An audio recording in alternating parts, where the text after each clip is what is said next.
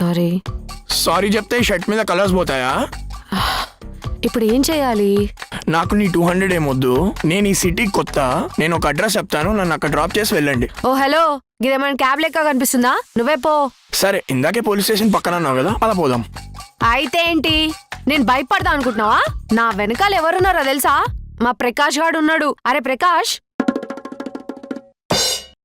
అరే ప్రకాష్, దొంగ నా కొడుకా.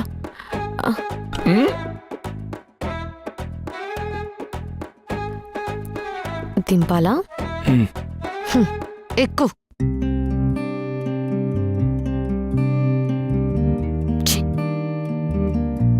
హలో, లారీ అనుకుంటున్నావా స్కూటీ అనుకుంటున్నావా? బ్యాగ్ మధ్యలో పెట్టు.